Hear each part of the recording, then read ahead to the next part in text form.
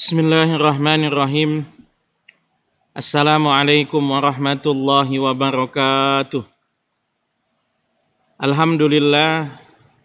Wassalatu wassalamu ala rasulillah Sayyidina Muhammadin. Allahumma salli wa sallim wa barik mawalah wa man tabi'ahu ila yaumil qiyamah wala hawla wala quwata illa billahi amma ba'd. Rabbi syrah li sadri wa yassir li amri wahlul uqdatam min lisani yafqahu qawli. Subhanaka la ilma lana illa ma 'allamtana innaka antal alimul hakim.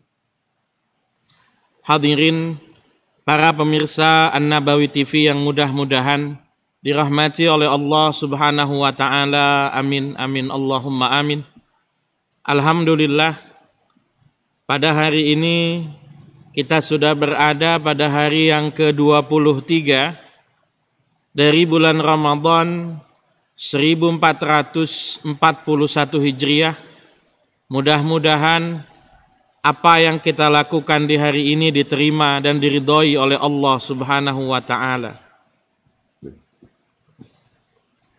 Pada hari yang ke-23 ini kita akan membahas tentang tema Nuzulul Quran. Dalam bahasa Arab, nuzul itu berarti turun. Nuzul itu berarti turun. Jadi nuzulul Quran artinya adalah malam atau waktu turunnya Al-Quran. Kapan Al-Quran diturunkan? Bagaimana Nabi menerima Al-Quran? Dan bagaimana proses turunnya wahyu dari Allah Subhanahu wa taala melalui malaikat Jibril. Al-Quran tidak turun sekaligus, tidak. Al-Quran turun berangsur-angsur dalam waktu kira-kira hampir 22 tahun 6 bulan. Atau lebih tepatnya adalah 22 tahun 2 bulan 22 hari. Karena kita tahu Nabi diutus menjadi Rasul di usia 40 tahun. Lebih tepatnya 40 tahun 6 bulan. Karena Nabi lahir di bulan Rabiul Awal dan menerima wahyu yang pertama di bulan Ramadan. Ada jarak 6 bulan dari Rabiul Awal sampai bulan Ramadan. Jadi Nabi menerima 5 ayat pertama surat Al-Alaq di usia 40 tahun 6 bulan. Dan Nabi meninggal di usia 63 tahun. Jadi masa kerasulan, masa dakwahnya Nabi adalah 23 tahun, dari umur 40 sampai umur 63, atau lebih tepatnya 22 tahun 6 bulan. Dari masa dakwah Nabi yang 22 tahun 6 bulan ini, Al-Quran hampir selalu menyertai Nabi. Al-Quran turun dalam masa 22 tahun, 2 bulan dan 22 hari, atau hampir 22 tahun, 3 bulan. Artinya hanya ada masa 3 bulan lebih sedikit dari turunnya wahyu yang terakhir dengan meninggal atau wafatnya Nabi Muhammad sallallahu alaihi wasallam.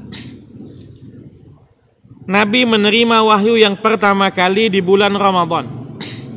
Ketika Nabi sedang khalwat, tahannus, atau mengasingkan diri di Goa Hira.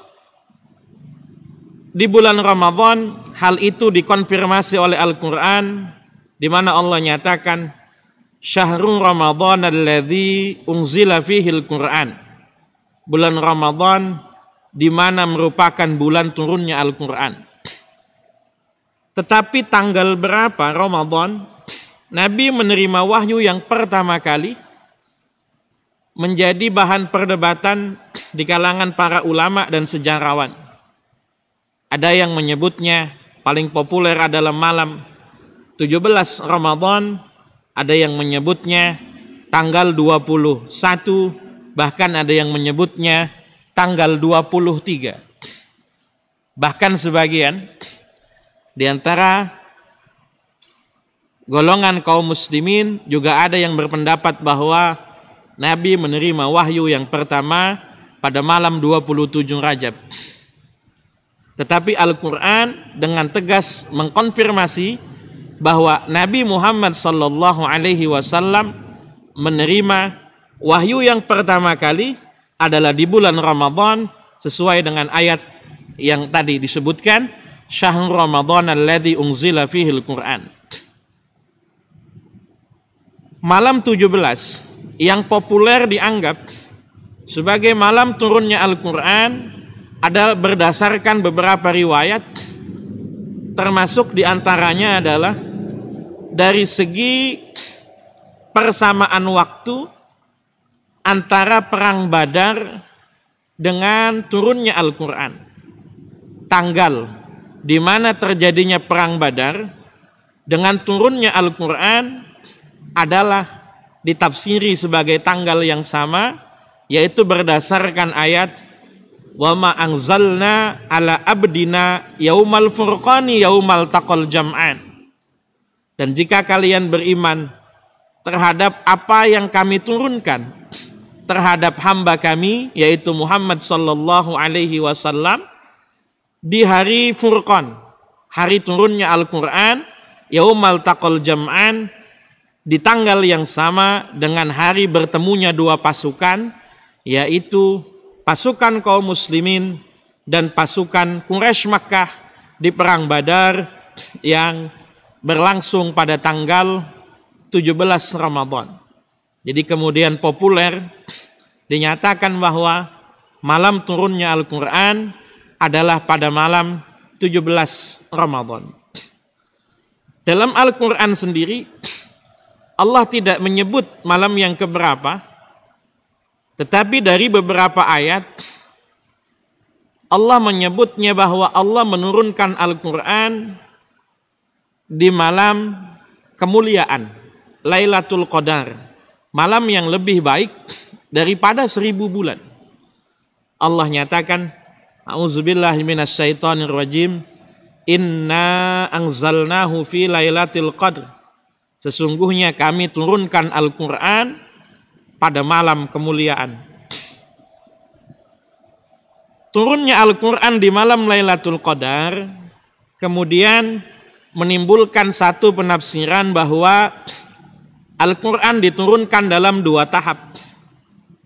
Tahapan yang pertama adalah tahapan Al-Quran turun sekaligus dari Allah menuju Lauhul Mahfud atau dari Lauhul Mahfud menuju Baitul Izzah yang terletak di langit dunia.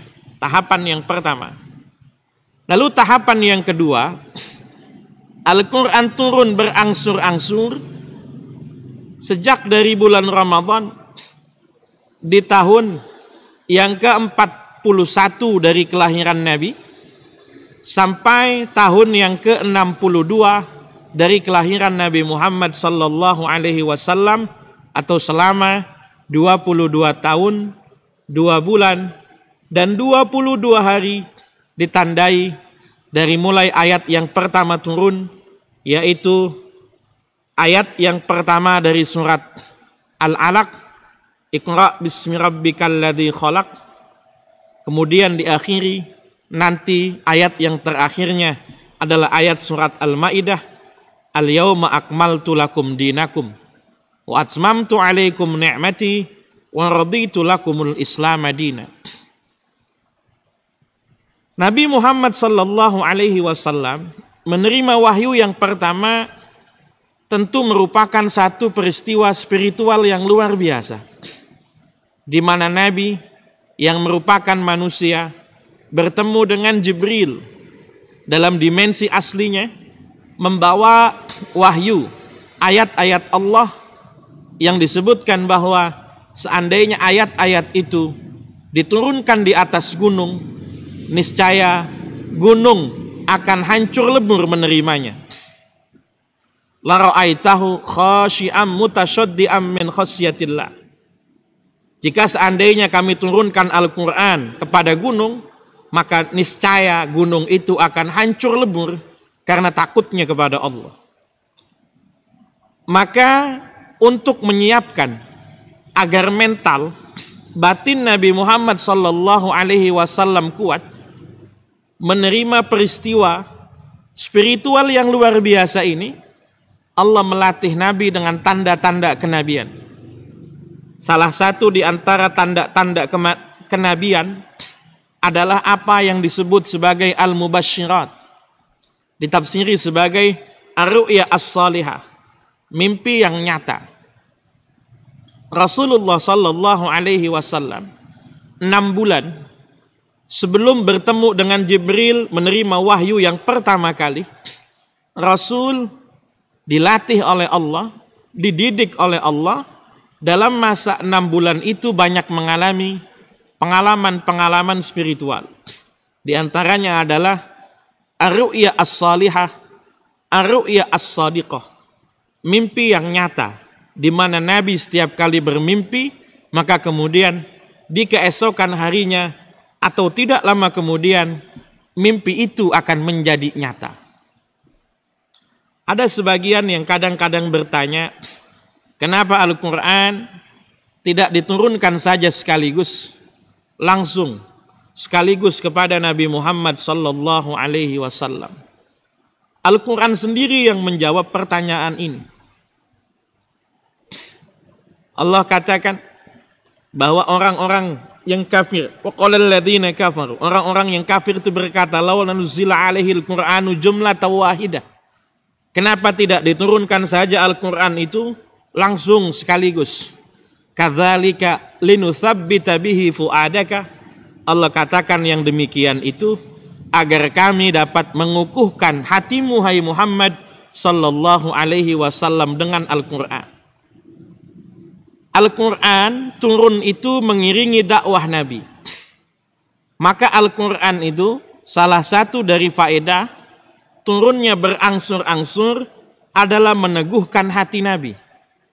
Juga mempermudah para sahabat untuk memahaminya, mempermudah para sahabat untuk menjaganya, mempermudah para sahabat untuk menghafalkannya. Salah satu prinsip dalam agama kita adalah ada prinsip penetapan hukum yang bersifat gradual, bertahap. Penetapan hukum yang ada di masa Nabi tidak pernah berlangsung sekaligus, tidak. Kita bisa lihat misalnya karakteristik perintah dalam Al-Quran atau karakteristik larangan dalam Al-Quran. Misalnya ketika ada orang yang bertanya kepada Nabi, apa hukumnya judi dan minum-minuman keras, khamr. Yas'alunaka 'anil khamri wal maisir. Qul fihima itsmun kabir wa manafi'u linnas.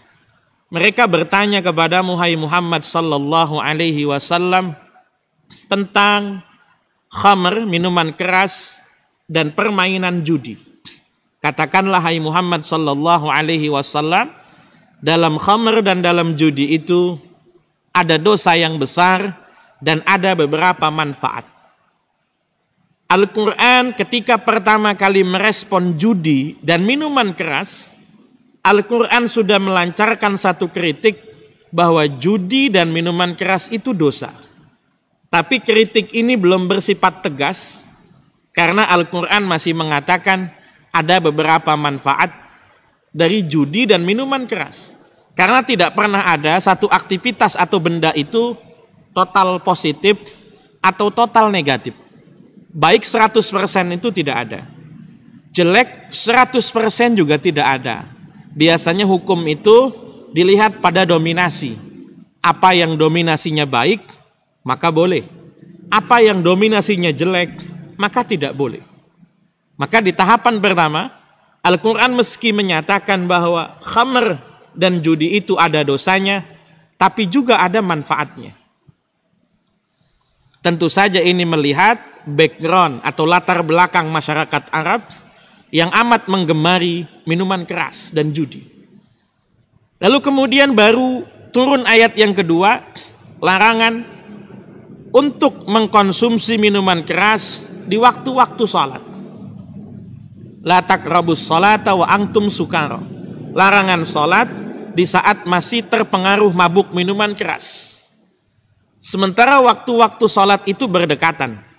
Zuhur dekat dengan asar, asar dekat dengan maghrib, maghrib dekat dengan isya, hanya isya yang jaraknya jauh dari subuh.